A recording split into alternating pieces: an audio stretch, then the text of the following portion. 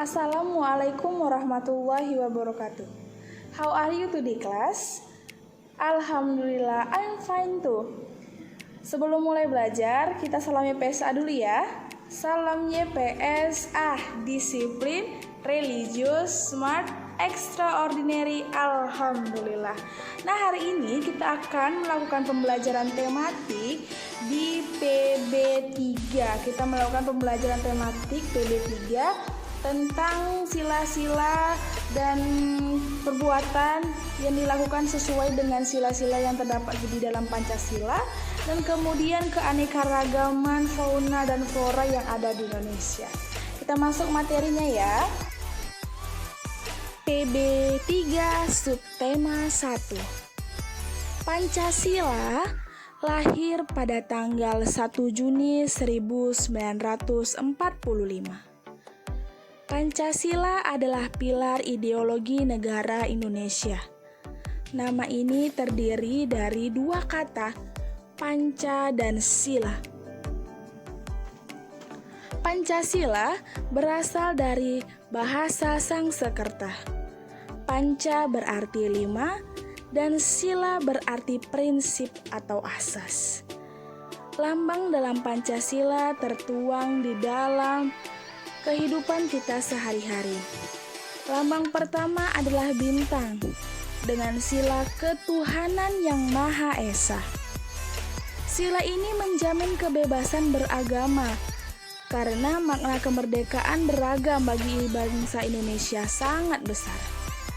Nah, karena saking beragamnya Indonesia, agama dan ras, kita hanya berfokus dan menyembah kepada Tuhan. Jadi tidak ada yang selain Tuhan, harus patuh kepada Tuhan, yaitu Allah Subhanahu wa Ta'ala. Tertuang dalam Pancasila sila pertama. Nah, dalam sila pertama dapat kita lakukan di kehidupan kita sehari-hari adalah menghormati setiap agama, kemudian toleransi, dan menjalankan agama dan tidak mengganggu agama orang lain. Jadi kita tetap tertib dan aman, tidak mengusik dan saling menghormati antara umat beragama. Kemudian sila kedua yaitu kemanusiaan yang adil dan beradab. Simbolnya adalah rantai yang tidak putus. Kemanusiaan yang adil dan beradab. Nah, sila kedua ini mewakili menjunjung tinggi kesetaraan hak dan kewajiban. Jadi, hak dan kewajiban manusia itu sama. Tidak ada yang memandang si miskin dan si kaya, tidak memandang besar atau kecilnya, atau hitam dan putih. Jadi semua hak itu sama, adil, dan dia mempunyai adab. Nah, menghargai perbedaan di tengah masyarakat yang terdiri dari banyak suku, agama, ras, dan adat istiadat, kita harus menjaga adab atau kesopanan, budi pekerti dalam setiap kondisi, tidak membedakan. Contoh, sila kedua kemanusiaan yang adil dan beradab di lingkungan keluarga, salah satunya adalah menyayangi antara sesama anggota keluarga. Saling menyayangi termasuk keperbuatan yang sangat adil dan beradab karena semua sesama anggota disayangi. Yang kedua, membantu pekerjaan rumah. Dan yang ketiga adalah menghormati kedua orang tua. Dan itu adalah termasuk perilaku yang sangat bagus. Kemudian sila ketiga yaitu Persatuan Indonesia yang dilambangkan dengan simbol pohon beringin. Persatuan rakyat Indonesia adalah sebuah kekuatan dasar yang dibutuhkan untuk mempertahankan keamanan dan pertahanan Indonesia dari ancaman yang berasal dari dalam maupun luar negeri. Menurut simbolnya, pohon beringin seperti bentuk payung atau memayungi. Nah, itu dia tadi Indonesia. Jadi kita harus siap dan siaga untuk memayungi Indonesia agar bebas atau tidak terancam dari dalam ataupun luar negeri. Nah, salah satu contohnya sikap kita di kehidupan sehari-hari, kita bisa dengan menjaga persatuan dan kesatuan. Jadi kita bisa menjaga persatuan dalam masyarakat, mengutamakan kepentingan umum daripada kepentingan pribadi. Kenapa? Karena kita untuk kepentingan bersama, bukan egois diri sendiri, seperti itu. Cinta tanah air, bangga sebagai bangsa Indonesia, dan rela berkorban. Kemudian, sila keempat adalah kerakyatan yang dipimpin oleh hikmat kebijaksanaan dalam permusyawaratan perwakilan, dilambangkan dengan kepala banteng. Nah, sila keempat Pancasila ini mewakili sekali semangat demokrasi untuk membentuk pemerintahan di Indonesia dengan cara apa? Dengan cara bijak dan bermusyawarah.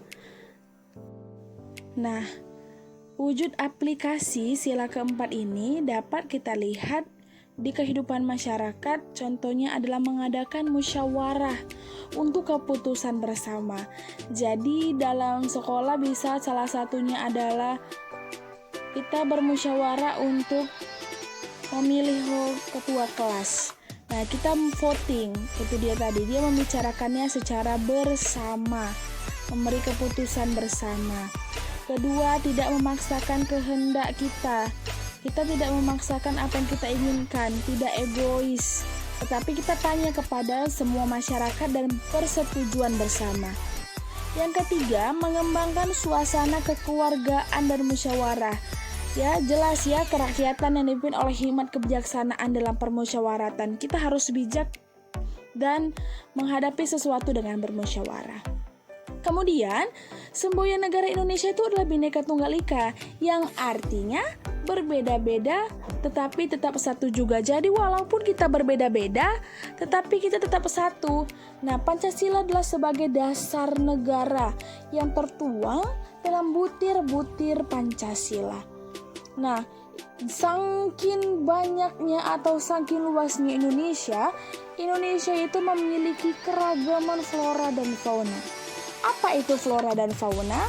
Flora dan fauna itu adalah seluruh jenis tumbuh-tumbuhan yang habitatnya di daerah tertentu. Jadi flora itu jenis tumbuhan. Nah, sedangkan fauna merupakan jenis hewan yang menempati seluruh wilayah. Jadi flora itu tumbuhan, fauna itu hewan. Nah, flora di Indonesia terbagi atas dua, yaitu Indo-Malayan dan Indo-Australian. Indo-Malayan itu dia kelompok yang meliputi kawasan Indonesia Barat. Nah, salah satunya adalah Sumatera, Jawa.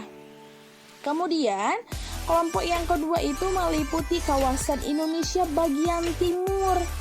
Salah satunya adalah Maluku, Nusa Tenggara, dan Papua. Jadi, persebaran flora di Indonesia dibedakan menjadi dua kelompok, yaitu Indo-Malayan, Indo-Australian.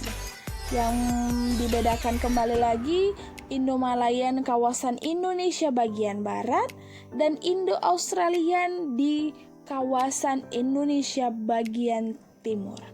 Nah, manfaat dari flora ada tidak, Miss? Ada. Jelas banyak sekali manfaat tumbuhan bagi kehidupan kita. Salah satunya sebagai alat untuk membuat perabotan rumah tangga.